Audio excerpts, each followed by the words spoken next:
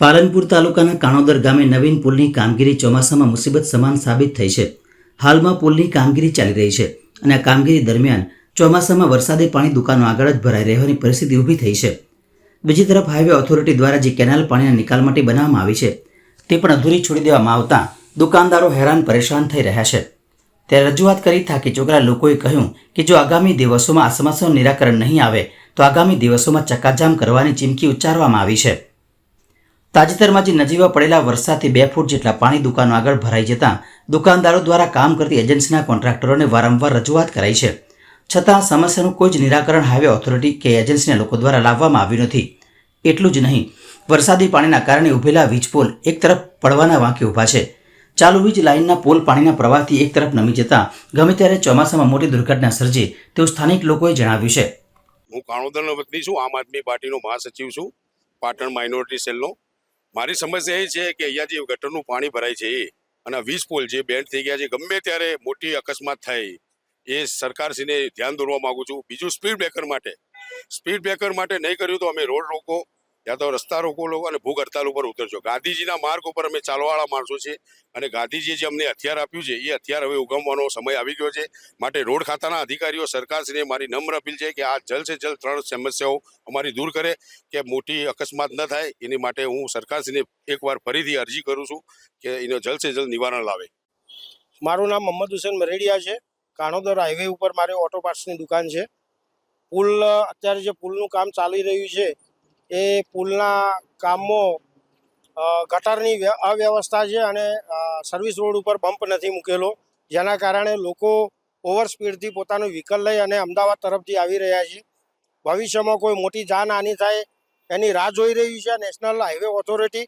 અમારી એ માગણી છે કે સ્પીડ બ્રેકર મૂકવામાં આવે અને વરસાદી પાણીના નિકાલ માટે ગટરની વ્યવસ્થા જે અધૂરી રાખી છે ગટર એને પૂર્ણ કરી અને આ વરસાદી પાણીનો નિકાલ કરવામાં આવે એવી અમારા વેપારી લોકોની માગણી છે।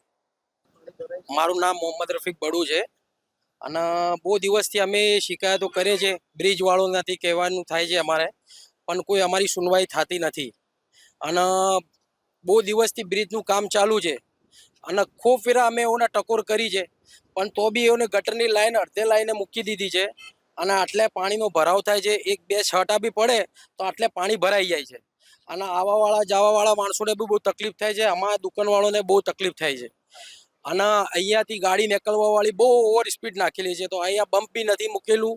અહીંયા 2-4 ફેરા અકસ્માત થઈ ગયેલા છે અને બહુ તકલીફ પડે છે અને મોટો અકસ્માત થાય એના મોર અમે તમને જણાવવામાં આવે છે કે અમારું જે બી તકલીફ પડે બધી દૂર કરીને આપે અમને। અમારી માંગ એ છે કે આટલે જે ભરાવ પાણી ભરાય છે, ગટર લાઈન જે અડધી મૂકીને જતા રહ્યા છે એનું કામ પૂરું કમ્પ્લીટ કરે અને જે આજે ભરાવનું જે બને છે એક ચેમ્બર મૂકી આપે અમને।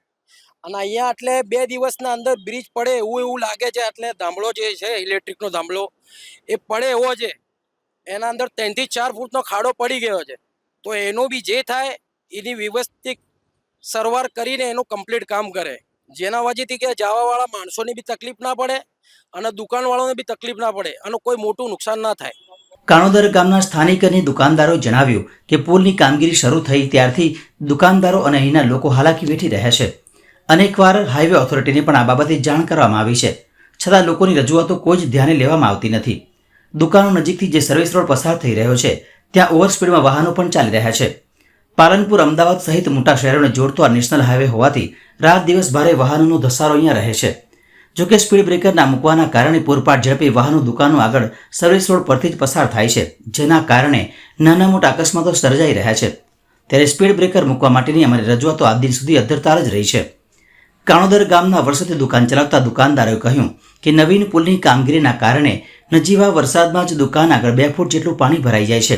ત્યારે ચોમાસામાં વિપરીત પરિસ્થિતિ ઊભી થઈ શકે તેમ છે અને જો વધુ વરસાદ આવે તો એક તરફનો માર્ગ બંધ થાય તેવી સ્થિતિ હાલ જોવા મળી રહી છે। જો આ સમસ્યાનું નિરાકરણ નહીં આવે તો આગામી દિવસોમાં અને ગાંધી ચિંધ્યા માર્ગે આંદોલન કરીશું અને હાઈવે ઉપર જામ કરીશું તેવી પણ ચીમકી ઉચ્ચારી છે।